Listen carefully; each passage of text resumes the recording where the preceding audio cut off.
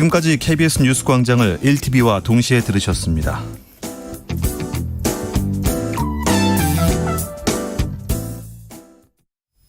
지금 시각 6시 15분입니다. KBS.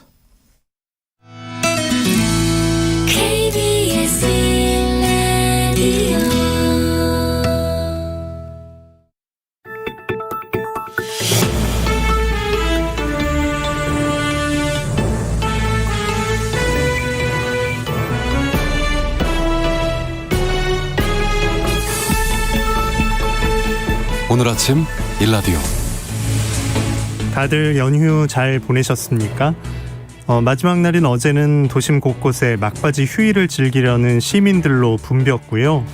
설악산을 비롯한 전국 단풍 명소에 가을을 즐기려는 많은 여행객들의 발길이 모였습니다. 또 코로나19 탓에 지난 명절에 만나지 못했던 가족들을 볼 수 있었던 정말 의미 있는 시간이었다는 분들도 계셨는데요. 방금 연휴가 정말 눈 깜짝할 사이에 지나갔습니다. 늘 그렇지만 딱 하루 정도만 더 쉬었으면 하는 아쉬움도 남는데요.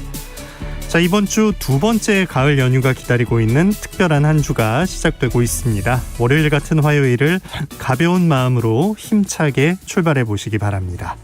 10월 5일 오늘 아침 일라디오 출발합니다. 저는 아나운서 김재홍입니다.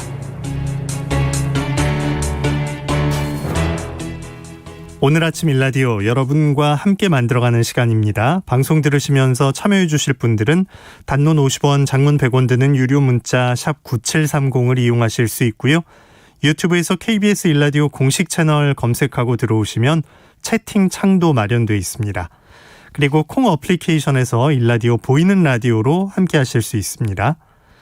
자, 오늘도 퀴즈로 문을 엽니다. 새농퀴 퀴즈 정답 보내주신 분들 가운데 20분 추첨해서 선물 드리고 있는데요. 이번 주와 다음 주는 특별히 농촌진흥청에서 제공하는 웰빙 혼합 잡곡 세트와 아포가토 커피와 케이크 모바일 쿠폰 등 좀 더 풍성하게 선물 마련하고 있습니다. 잘 들어보시고요. 정답 보내주시기 바랍니다. 자, 이번 주 새농퀴 그 두 번째 힌트 지금 나갑니다.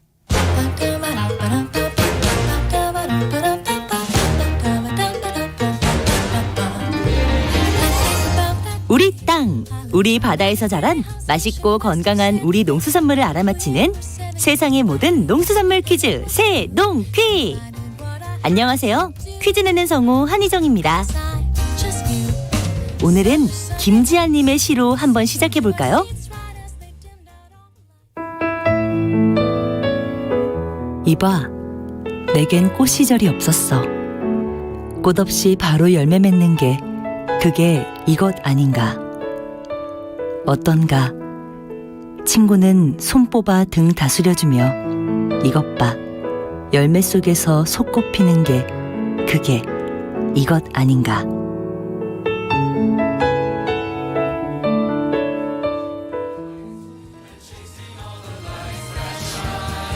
꽃이 피지 않아도 상심하지 말고 나중에 꽃 없이도 튼실한 열매를 맺을 수 있을 거라고 다독여주는 내용이죠. 달콤한 맛처럼 지친 일상에 희망을 전해주는 것 같습니다. 꽃이 없는 열매라는 뜻을 가진 이것.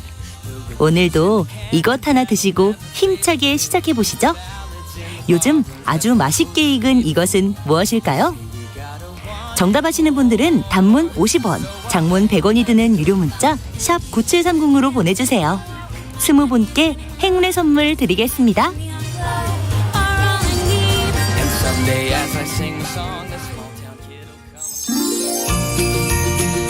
유익한 정보와 살아있는 이야기가 있습니다. KBS 오늘 아침 일라디오.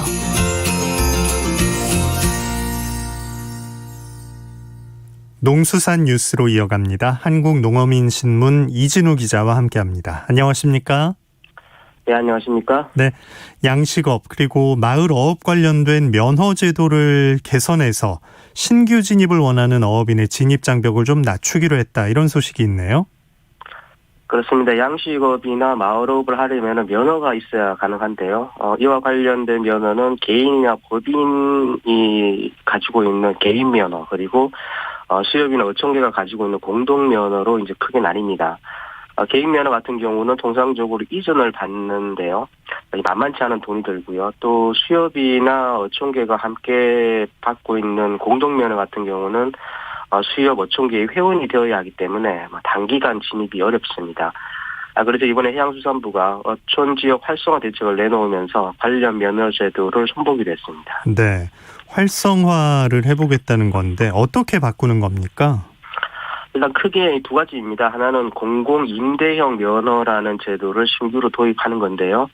이건 공공기관을 대상으로 면허를 발급을 하고 공공기관은 다시 이 발급된 면허를 신규 진입자 등에게 임대해주는 방식입니다. 그리고 기존에도 공공기관이 개인 면허를 임차할 수는 있었는데요. 이걸 다시 임대해줄 수가 없어서 문제가 됐었는데 이걸 또 풀어주고요.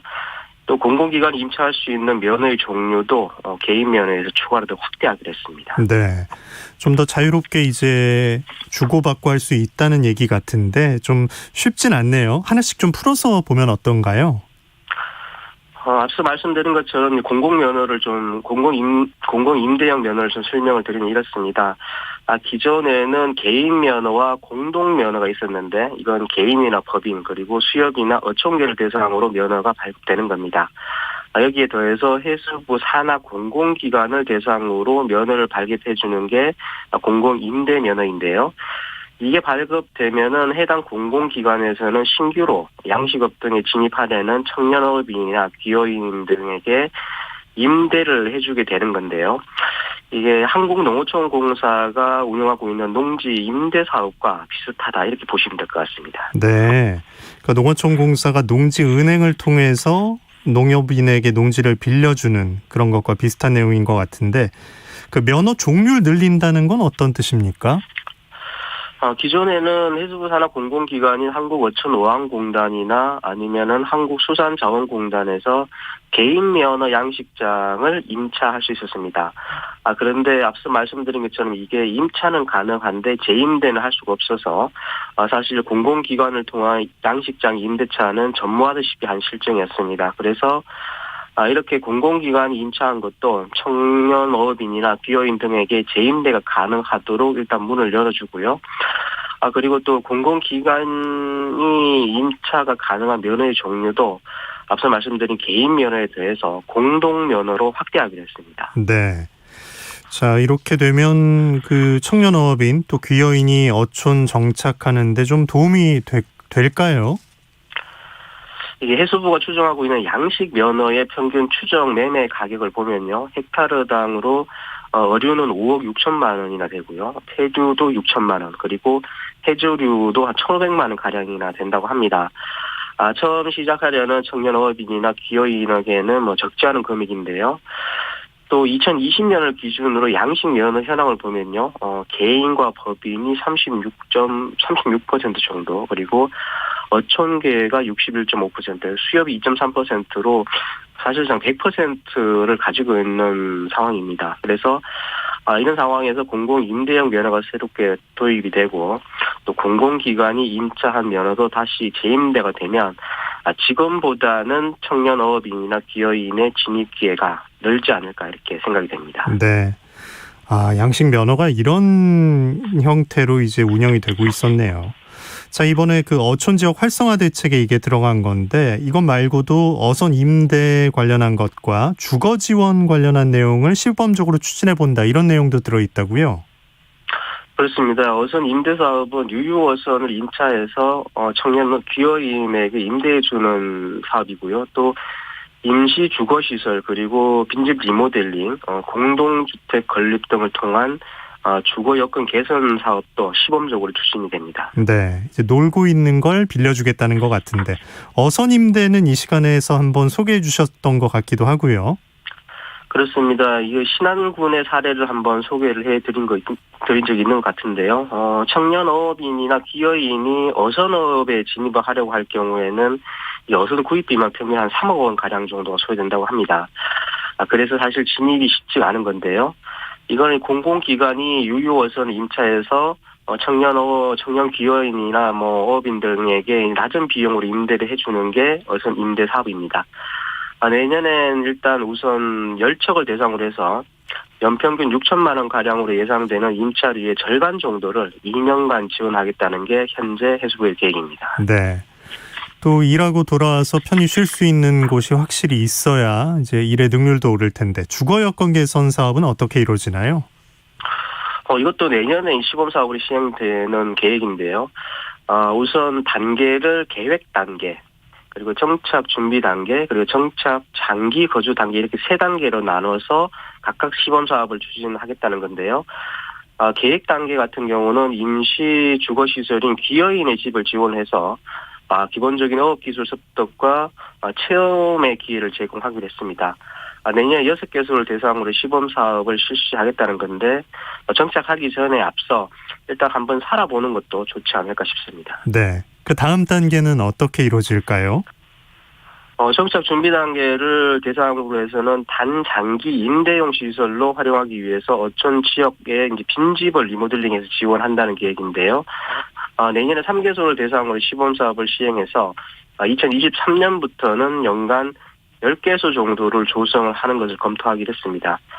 그리고 정착과 이제 장기 거주 단계에 대해서는 이게 주거 플랫폼 지원 사업이라고 해서 국토부와 협업을 통해서 공동주택 건립을 지원하겠다 이런 건데요.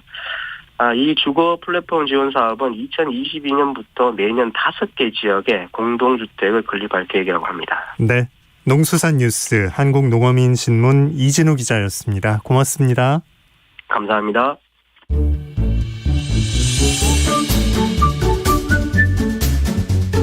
아침을 여는 기분 좋은 습관. KBS 오늘 아침 1라디오.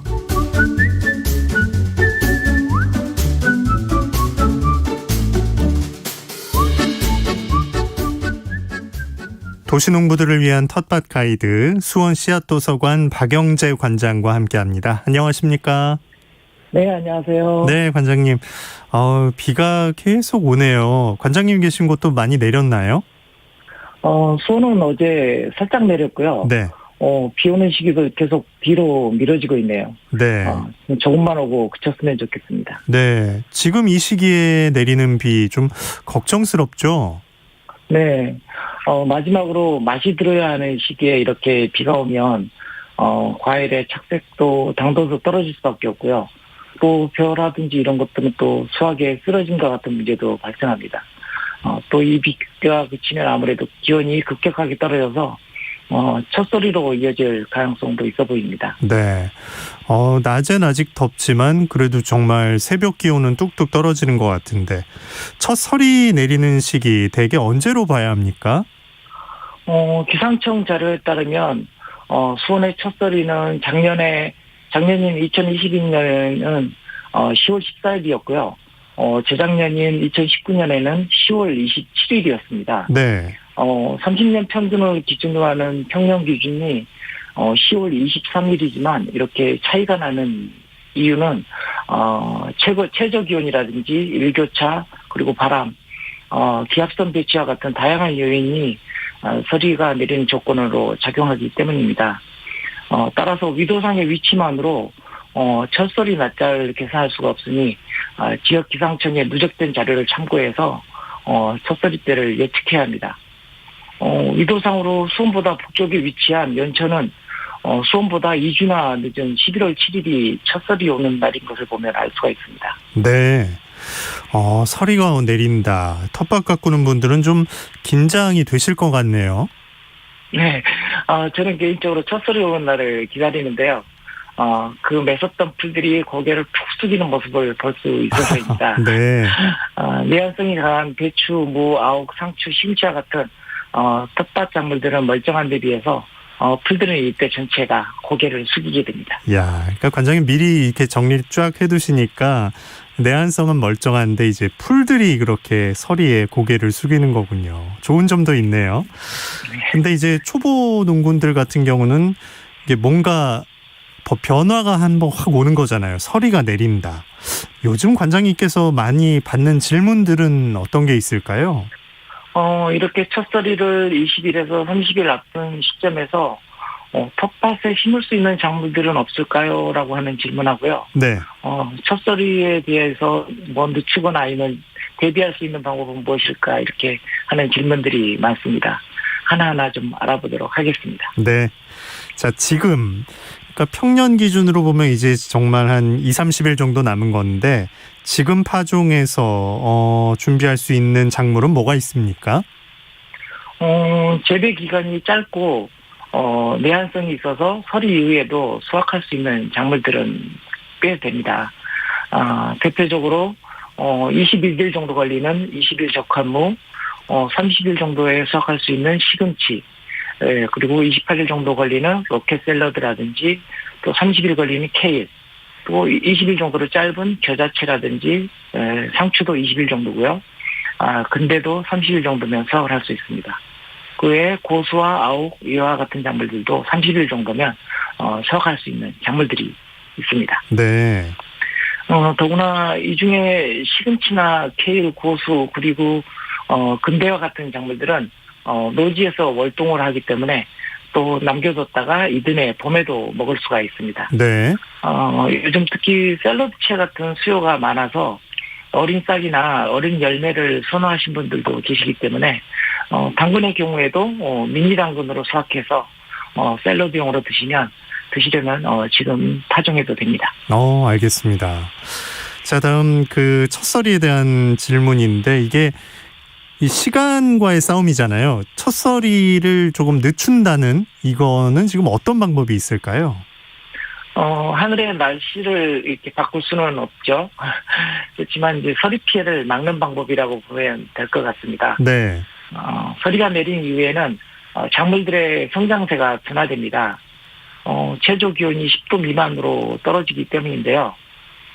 서리도 막고 최저 기온도 올리는 방법으로 우리 흔히 이제 온상이라고 하는데요. 콜드 프레임을 만들어 주는 겁니다. 강선으로 터널을 만들어 비닐을 씌우는 건데요. 또 조그만 텃밭에서는 우리 플라스틱 투명 용기 있죠. 그것을 뒤집어 씌우기도 합니다. 네. 내려오는 차가운 기온을 막기 위한 방법이 됩니다. 급할 때는 진짜 플라스틱 박스를 그냥 막 엎어놓으면 되겠네요. 이런 온상으로 첫서리 피해를 막는다는 거군요. 실제 그 비닐을 칠 때는 어떤 식으로 하면 될까요? 아무래도 이 터널 모양으로 네. 강선이라고 하는 것을 뒤집어진 U자 형태로 이렇게 꽂고요. 그다음에 플라스틱 비닐을 씌운 다음에 양 옆을 이렇게 흙으로 묻어주면 됩니다. 이렇게 해주면 밑에 위에서 내려오는 차가운 공기들을 어느 정도 이렇게 막을 수가 있게 되죠. 네. 작물 높이보다 어느 정도 높여야 할까요? 기본적으로 U자 형태로 하게 되면 작물들은 기본적으로 비닐에 닿지 않게 네. 하는 정도로 높게 씌워주면 될 것 같습니다. 네. 자, 이렇게 좀 차단을 해줬다면 그 안에 온도를 더 높일 수 있는 방법도 있을까요? 네. 이렇게 온상을 씌운 이후에 밤에는 이불을 덮어주기도 합니다. 네. 요즘은 이제 보온덮개라 해서 이렇게 천으로 켜켜이 이렇게 싸서 아주 잘 만들어진 이불들이 있거든요. 네. 여기에 또 온상 안에도 한낮에 햇볕을 받아서 온도를 비축한 다음에 열을 내게 하는 방법을 쓰는데요. 정오 이전에 땅에 물을 듬뿍 뿌려주어서 물이 온도를 비축하게 하는 방법입니다. 네. 또 온상 안에 물을 한 3분의 2 정도 채운 페트병을 여러 개 놓아서 낮 동안 비축한 열을 이렇게 밤에 방출하게 하는 방법도 있습니다. 그리고 조금 큰 온상에서는 줄지어 심어진 작물 사이로 직경 15cm에서 30cm 정도의 비닐 물관을 배치해서 열을 가두어두기도 합니다. 낮 동안 땅은 비교적 빨리 식지만 네. 물들은 아무래도 좀 이게 비축해서 열들을 천천히 내보내기 때문에 천천히 식기 때문에 열들을 밤에 내보내고 또 상승 기류를 만들어서 하우스 안자 하더라도 온상 아니래도 이 비닐하고 닿는 면은 차갑거든요. 그런 차가운 공기가 작물로 내려오는 것을 어느 정도는 막을 수가 있습니다. 그 내부에 물을 두어서 이렇게 하는 방법을 벌써 다 찾아내서 활용을 하고 계셨네요. 자, 이것 말고 또 찬 공기를 막을 방법 뭐가 있습니까? 비닐과 이불로 차가운 공기를 1차적으로 막고 또 비닐 터널 안에 이렇게 깊숙한 열을 확산시키는 방법을 쓰게 되면 이불은 낮에는 무조건 걷어줘야 하고요. 네. 또 일교차가 클 때는 또 너무 더워지지 않도록 비닐도 열었다 덮었다를 반복해야 하는 수고로움이 좀 있습니다. 네. 확실히 그 서리에 대빈하지만 또 부지런하게 열었다 닫았다 또 정오 전에 물도 줬다 이런 건 해야 하네요. 이게 그 너무 밀폐되기 때문에 발생할 문제들을 좀 해결한다 이런 뜻이 될까요? 네. 밀폐된 공간에도 공기순환이 원활하지 않고 또 너무 고온에서는 작물이 타버릴 수도 있기 때문에 주의를 기울여야 합니다. 또 이렇게 온상 안에서 재배하는 기간이 짧을수록 웃거름은 배제하고 처음에 넣었던 밑거름으로만 키워야 합니다. 예. 그리고 겨울을 노지에서 이렇게 월동을 해서 봄에 다시 수확할 작물로 시금치, 고수, 근대와 같은 작물들을 말씀드렸는데 가을 수확이 끝난 후에도 이 온상을 유지해서 이른 봄에 일찍 수확을 계속할 수 있도록 해야 합니다. 이때에도 일교차가 너무 크지 않도록 관리하는 것이 중요합니다. 네, 알겠습니다. 자, 청취자 질문 좀 들여다보죠. 3859님께서 관장님 코끼리 마늘이란 게 있나요? 코끼리 마늘 대구에 계신데 3859님 지역에 관계없이 심어도 됩니까? 언제쯤 심으면 될까요? 난지역 마늘은 경남 쪽에서는 심고 있던데요 라고 하셨어요. 네. 마늘은 크게 이제 남부지방에서 짓는 난지역 마늘하고 네. 그다음에 뭐 서산, 단양 이런 중부 이북지방에서 짓는 한지역 마늘로 이렇게 구분이 됩니다. 그래서 난지역 마늘은 보통 추석 전후해서 심게 되고요. 네네.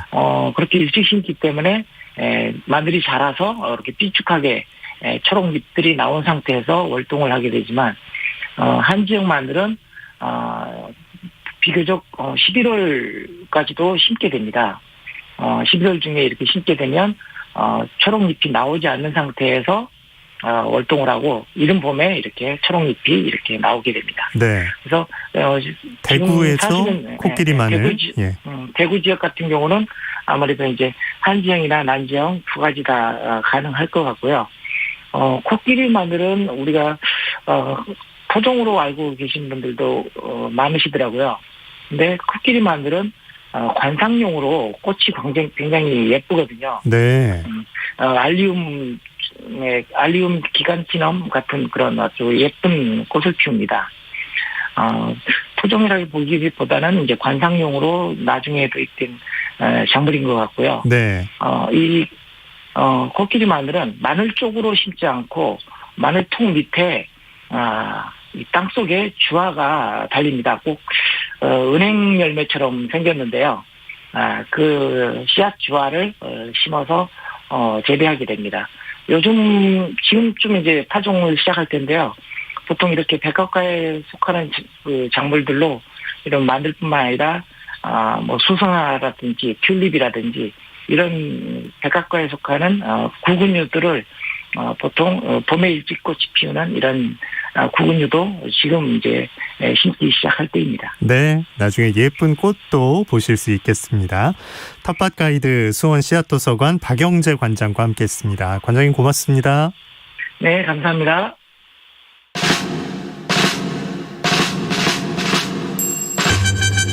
활기찬 하루를 여는 오늘 아침 1라디오 건강한 아침 습관. 안녕하세요. 오늘 아침 힐링타임. 저는 필라테스 하는 방송인 양정원입니다. 잘못된 자세나 스트레스로 목에 통증이 있는 분들께 특히 좋은 목 앞뒤 스트레칭 함께 해보실까요? 자, 먼저 머리를 앞으로 지그시 숙여주세요. 손이 자유로우신 분은 양손을 깍지 끼워서 뒷머리에 대고 뒷머리를 지그시 누르면서 양쪽 팔꿈치는 살짝 앞으로 모아주세요. 이때 등은 굽히지 않고 고개만 천천히 숙이고 호흡은 밖으로 내쉽니다. 하나, 둘, 셋, 넷, 다섯. 자, 이번에는 고개를 뒤로 젖혀볼까요? 손이 자유로우신 분은 양손을 깍지 끼고 등 뒤로 팔을 쭉 뻗으며 고개를 천천히 뒤로 젖힙니다. 이때 목, 어깨, 척추 등 근육이 전체적으로 당기는 느낌으로 동작을 반복해 보세요. 자, 하나, 둘, 셋, 넷, 다섯. 가능하시면 앞뒤 5초간 3회씩 반복해 주세요. 오늘도 여러분의 건강한 하루를 응원합니다. 저는 양필라 양정원이었습니다.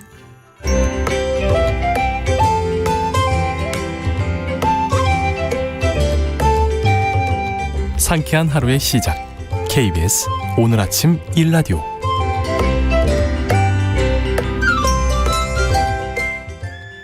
이번 순서는 민족문화콘텐츠연구원 박재희 원장이 전하는 고전으로 세상 읽기 시간입니다. 함께 들어보시죠. 안녕하십니까. 고전의 대문 박재희입니다. 대선이 다가오면서 장안의 화제는 온통 정치 이야기로 가득합니다. 정치란 무엇인가? 동양의 정치학 교과서인 논어에 많이 나오는 질문 중 하나입니다. 그중 하나가 정치는 바르게 하는 것이다. 예, 정자는 정야라. 공자의 정치론 중 가장 간단한 대답입니다. 정치는 그릇된 길로 가는 나라의 방향을 바로잡고 정치 권력이 국민 위에 군림하는 전도된 상황을 바로잡는 일이란 것입니다. 이렇게 바로잡는 행위를 통해 백성들을 행복하게 만드는 것이 정치의 목표가 되어야 한다는 것이죠. 이 나라에 사는 것이 행복하고 세상 사람들이 모두 이 나라에 와서 살고 싶게 만드는 것이 정치의 목표가 되어야 한다는 것입니다. 공자가 살던 당시 섭공이란 정치인이 공자에게 와서 정치를 물었습니다. 공자는 아주 간단하게 정치를 설명하고 있죠.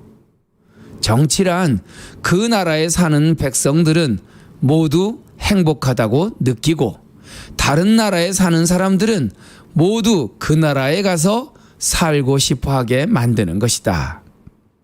예, 공자의 명쾌한 정치 목표에 대한 대답입니다. 원문은 이렇습니다.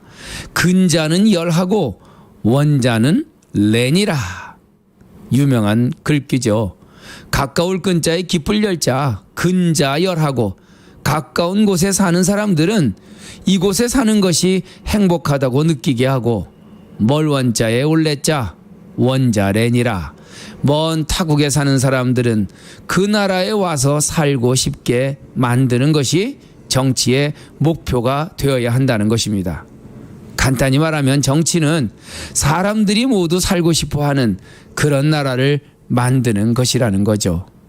참으로 간단하고 명료한 정의입니다. 모든 국민이 차별 없이 대우받고 자신이 하고 있는 일에 자부심을 느끼며 내가 노력한 만큼 보상이 주어지고 안전하게 밤거리를 돌아다닐 수 있는 그런 나라. 어쩌면 정치는 먼 이상이 아니라 내가 사는 이 나라가 세상에서 가장 살고 싶은 나라라고 생각하게 해주는 것입니다.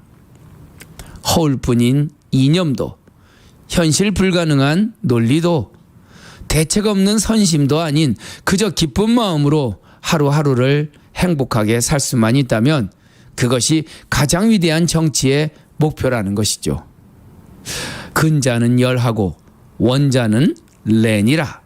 정치는 가까운 곳에 사는 국민을 기쁘게 만들고 먼 곳에 사는 사람들이 모두 와서 살고 싶게 만드는 것이다.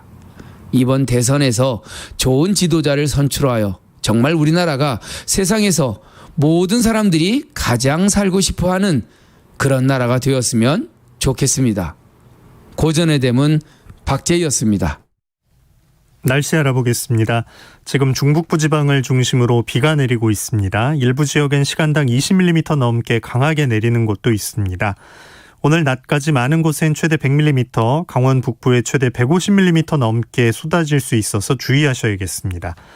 또 오전까지는 서해안과 강원 영동, 중부지방을 중심으로 바람이 무척 강하게 불 수 있어서요.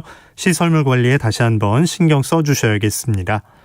서울과 인천, 강원 남부에도 10에서 최고 40mm의 비가 오겠는데요.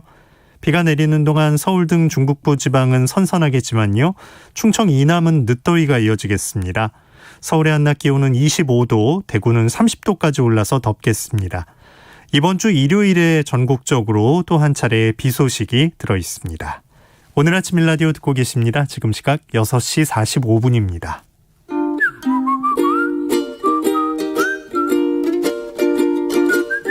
오늘 아침 일라디오 김재용 아나운서의 진행으로 듣고 계십니다.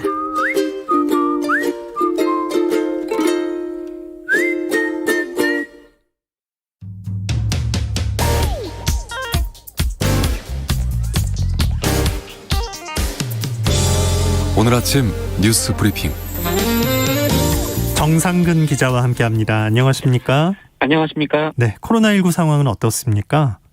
네, 어제 0시 기준으로 발표된 코로나19 신규 확진자 수가 1,673명이 나왔습니다. 일요일보다 400명 넘게 줄었는데요. 역시 주말 검사 건수 감소 영향 때문으로 보입니다. 다만 지난주 월요일 발표된 확진자 수와 비교하면 700여 명 정도 줄어든 수치이긴 합니다. 오늘도 어제랑 비슷한 수의 확진자가 나올 것으로 보이고요.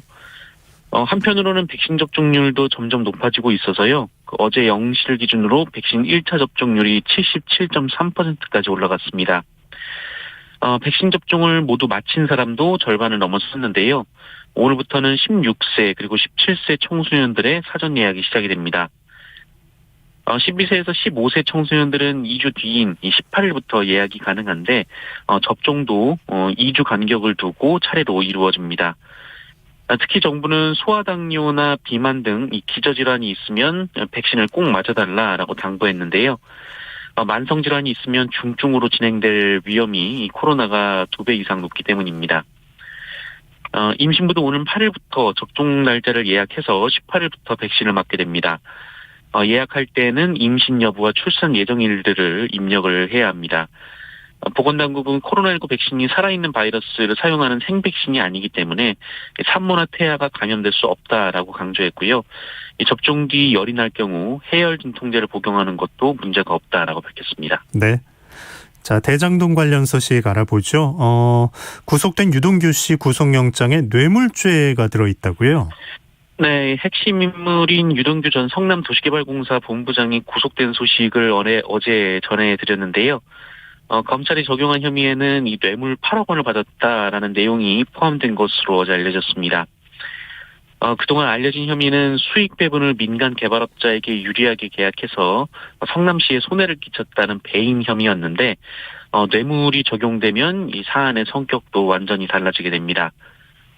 네, 검찰은 유동규 씨가 성남도시공사에 재직할 당시 사업 관계자들로부터 금품을 받고 특혜를 줬다라고 보고 있는데요. 화천대유 대주주 김만배 씨로부터 5억 원, 위례신도시 사업자로부터 3억 원, 이렇게 모두 8억 원을 받았다고 구속영장에 적시한 것으로 알려졌습니다. 이렇게 되면 그동안 참고인 신분이었던 김만배 씨도 피의자 신분으로 전환이 될 것으로 보이고요.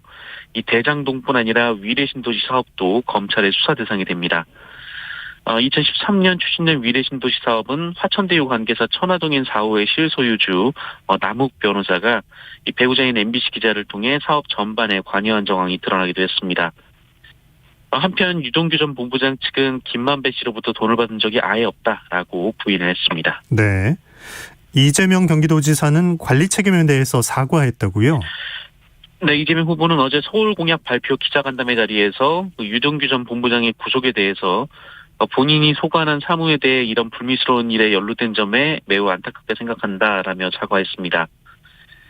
이재명 후보는 3천여 명 성남시 공무원과 1,500명 산하기관 소속 임직원에 대한 관리 책임이 당시 시장이던 본인에게 있는 것이 맞다라고 말했고요. 제도의 한계든 본인의 부족함이든 이 민간 개발이 이익이 과도해서 이 국민 여러분의 많은 상실감과 소외감이 있다는 점을 이해한다라고 말했습니다. 다만 사과는 도의적 책임임을 강조했고 유동규 씨는 자신의 측근이 아니다라고 반박을 했습니다. 또한 경기도지사직 그리고 후보직 사퇴를 거론해온 국민의힘에 대해서는 휘하 직원의 개인적 일탈이나 이런 것에 대해 사퇴를 하면 대한민국 모든 공직자가 다 사퇴를 해야 한다라고 선을 그었습니다. 네. 저 국민의힘 쪽에선 위장당원 논란이 불거졌다고요? 네, 이 손에 새겨진 임금왕자를 두고 논란을 빚던 국민의힘은 이번엔 그 위장당원 논란으로 몸살을 앓고 있습니다. 윤석열 후보의 발언이었는데요. 아들 문제로 선거 캠프에서 물러난 장제원 의원의 지역구를 찾은 자리에서 민주당의 공격이 자신에게 집중됐다라면서 이 당원들에게 힘을 모아달라라고 강조를 하다가 갑자기 위장당원 의혹을 꺼냈습니다. 윤석열 후보는 민주당 사람들이 우리 당 경선에까지 마술을 뻗치고 있다라면서 위장당원들이 엄청 가입을 했다 이렇게 말을 한 건데요. 최근 넉 달 사이 국민의힘 당원이 26만 명 넘게 증가를 했는데 여기에 본인을 떨어뜨리기 위한 민주당 측 사람들이 상당수 포함됐다 뭐 이런 주장입니다. 다른 후보들이 강하게 반발을 하고 있는데요. 유승민 후보는 1일 1망언으로 조롱거리가 된 윤석열 후보가 이제 국민의힘 이미지까지 실추시키고 있다라며 당원들에게 사과하라라고 촉구했고 홍준표 후보 측도 당원 모독이라고 비판했고요. 원희룡 후보는 최근에 입당한 윤석열 후보도 위장 후보냐라고 꼬집었습니다. 임금왕자 논란은 해명이 논란을 더 키우고 있는데요. 윤석열 후보 캠프 측은 반역 때문에 손을 씻는데 이 왕자가 너무 선명하게 남았다라는 취지의 질문을 받고 손가락 위주로 씻은 것 같다라고 답을 해서 논란이 됐습니다. 다른 후보들은 거짓말과 말장난으로 대처한다며 윤석열 후보 측을 비판했고요. 그리고 홍준표 후보는 하태경 후보를 겨냥해서 욕설이 섞인 막말을 해서 논란이 됐습니다. 하태경 후보는 막말로 당을 참패하게 만들었던 홍준표 후보가 다시 본색을 드러내고 있다면서 당장 사과하라고 촉구했습니다. 네. 남북 통신 연락선은 복원이 됐네요. 네, 북한이 한미연합훈련에 반발하며 일방적으로 차단했던 남북 통신 연락선을 55일 만에 다시 복원했습니다. 김정은 위원장 선언대로 북한이 다시 연락을 취한 건데요. 남북 공동 연락사무소는 물론이고 군 통신선도 복원이 됐습니다. 통일부는 한반도 정세 안정과 남북관계 복원을 위한 토대가 마련됐다라고 평가했고 국방부도 한반도의 실질적인 군사적 긴장 완화로 이어질 수 있길 기대한다라고 밝혔는데요. 다만 북한은 통신선 복원을 발표하면서 이 중대과제 해결을 다시 거론했습니다. 남북이 미사일 시험을 똑같이 했는데 이 북한만 도발로 규정하는 이중잣대 그리고 대북제재 등의 적대시 정책 철회를 남북 관계 회복의 선결 조건으로 다시 제시한 겁니다. 북한의 이 같은 요구에 미국은 남북 협력을 강력히 지지한다라는 입장 정도만 밝혔고요. 우리 정부도 이 대북 적대 정책 철회는 그 일방적인 주장이어서 한미 양국이 받아들일 수 없다라는 입장인 것으로 전해졌습니다. 네. 그 50대 공인중개사가 살해되는 사건이 있었다고요? 네. 어제 오전 그 서울 은평구에서 50대 여성 공인중개사가 자신의 사무실에서 흉기에 찔려 숨진 채 발견이 됐습니다. 이 피의자가 30대 남성인데요. 범행 직후 자신의 차를 타고 도주했고 범행 현장으로부터 약 150m가량 떨어진 곳에 차량을 버려두고 스스로 목숨을 끊었습니다. 경찰은 경기도에 사는 남성이 멀리서 차를 타고 와서 이 사무실에서 10분 이내로 머무른 뒤 수차례 흉기를 휘두른 것으로 보고 있습니다. 범행에 사용된 흉기를 범인이 가지고 온 것인지 또 사무실에 있던 것을 우발적으로 사용한 것인지는 아직 확인되진 않았습니다.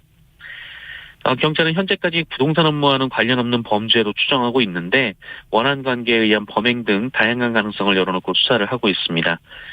경찰은 이 남성과 피해 여성의 통화 내역을 확보하고 두 사람의 관계 파악에 주력하고 있고요. 이 명확한 사인 분석을 위해 부검을 실시할 예정입니다. 네. 그 전 여자친구 집 주소를 온라인에 공개해버린 남성이 있었다고요? 네, 그것도 이 자신이 조건 만남하는 여성 행사를 하면서 헤어진 여자친구의 사진과 집 주소를 공개를 했습니다. 연인 시절 찍은 피해자의 특정 신체 사진과 얼굴, 집 주소, 직장 등을 그대로 온라인에 공개를 했는데요. 이 남성의 이러한 행각을 몰랐던 피해자는 이 난데없이 그 글을 보고 수시로 집에 찾아오는 남성들로 인해 두려움에 떨었다라고 합니다. 네. 결국 이 문제는 재판으로 갔는데 이 광주지법이 이 남성에게 징역 1년 6개월에 집행유예 3년을 선고했습니다. 항소심에서도 원심의 판결이 그대로 받아들여진 건데요.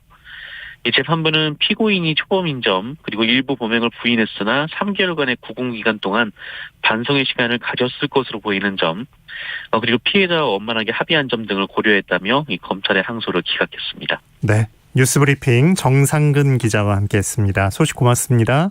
고맙습니다. 자, 3719님, 오늘도 새벽에 일어나서 비닐하우스에서 일하며 듣고 있습니다. 농작물들은 주인 발걸음 소리를 듣고 자란다던데 좋은 방송 들으면 더 잘 자랄 것 같습니다. 늘 함께 할게요.